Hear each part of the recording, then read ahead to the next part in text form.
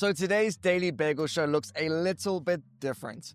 You see, most days we're unpacking what's going on in the country, and look, lately a lot of it hasn't exactly been cheerful. So sometimes it's worth stopping to remind ourselves that, hey, South Africa has had some really big wins too. So today we're flipping the script. Instead of our usual rundown, we've pulled together some of the standout moments and achievements from this year across current affairs, business, and sports. You know, the kind of stories that remind you what this country is capable of. And so look, if you came here for bad news today, feel free to skip today's episode. But if you want a breather, then best you stick around. Let's get into it. And kicking us off with current affairs, Home Affairs was once the punchline for South Africa's bureaucracy, you know, a department that most thought was beyond fixing.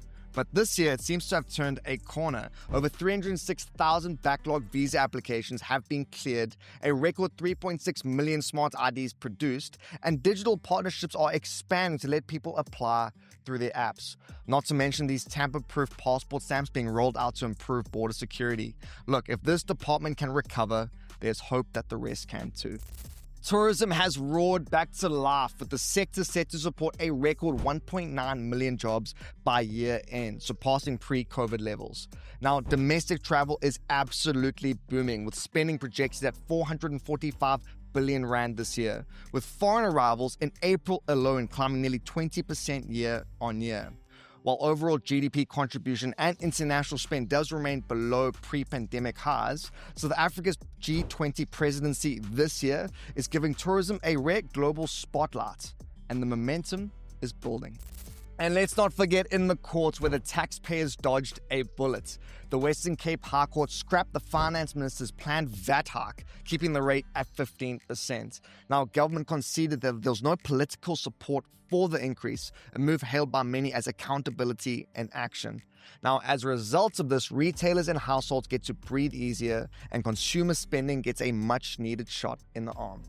On the finance front, the JSE has delivered a standout year, breaking through 105,000 points and closing at record highs, nearly 30% up in 12 months. Now, mining stocks have led the charge, with the precious metals and mining index doubling in value on record gold and firmer platinum prices.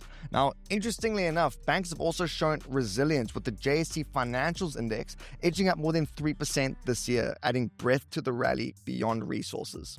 Privatisation is finally starting to reshape South Africa's state-owned giants. See, at Eskom, independent power producers are starting to play a bigger role, while Transnet has opened up its key rail corridors to private operators. Now, MSC is among the 11 private companies provisionally granted slots to run their own trains on the network, a landmark move that ends decades of state monopoly. And then on the policy front, inflation expectations have reportedly fallen to their lowest level on record, averaging just 4.2% over 5 years. While households do still expect higher inflation, the softer, broader outlook could ease pressure on borrowing costs, giving both consumers and businesses room to breathe. On the sport front, do I even need to remind you, South Africa's cricketers delivered a defining triumph at Lords, beating Australia to lift the World Test Championship. Aiden Markram rose to the occasion with a superb 136 runs in the fourth innings, anchoring a run chase that showcased composure under pressure. Furthermore, supported by disciplined bowling and a batting lineup that just refused to falter, the Proteas produced a complete team performance to become the kings of Test cricket. Just 2 weeks back in Wellington, the Springboks delivered one of the greatest statements in rugby history, dismantling the All Blacks 43-10. It was New Zealand's heaviest defeat ever, and it came despite the Boks losing 3 starters to injury in the first half. The lads then unleashed 36 unanswered points in the last 40 minutes, showing that when South Africa hits top gear, even the game's most decorated team has no answer. And then came Reyno Null, the former Cheetahs rugby player who shocked the world to become Africa's first world's strongest man, on debut, no less. The title came down to the Atlas Stones, where Null edged Britain's Tom Stoltman by less than a second in a finish for the ages. Today, South Africa can proudly say that the strongest man on this planet is one of our own. And on to our Bagel Bite of the day. This is the last one for the week, so let's end it in the win column. The question is, who was the first emperor of Rome? Was it A, Julius Caesar, B, Augustus, or C, Nero? We'll give you the answer at the end of the show. And on to our wildcard section. South Africa is full of people and organizations quietly doing extraordinary things. From children's homes to animal shelters to feeding schemes, there are countless charities out there supporting the most vulnerable in our communities. And sometimes we just need that reminder of how much good is already being done in this country and how we can be a part of it.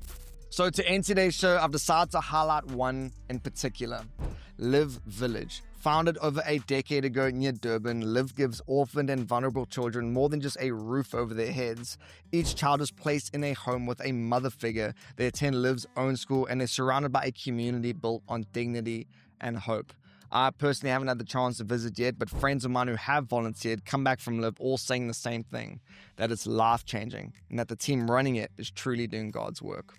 And so maybe this is the reminder that you needed today, whether it's supporting Live or some other cause that speaks to you. Give your time, give financially, or just simply share their story, because together we can help build the South Africa that this next generation deserves. And as for that Bagel Bite, the answer is Augustus. You see, this is quite interesting. Julius Caesar might have toppled the Republic, but he actually never officially wore the crown. He was assassinated before the title of emperor even existed. And so his adopted heir, Octavian, took the name Augustus in 27 BC and went on to become Rome's first emperor, ruling for over 40 years and laying down the blueprint for an empire that would dominate Europe for centuries. And my friends, that's it for today's show. Thanks so much for tuning in. Look, I know today's show was a little bit different, but I hope you enjoyed the good news. I hope it put a smile on your dial. It certainly did for me. But either way, I hope you guys all have a cracker Friday. Have a great weekend, and I'll catch you all same time on Sunday evening. God bless.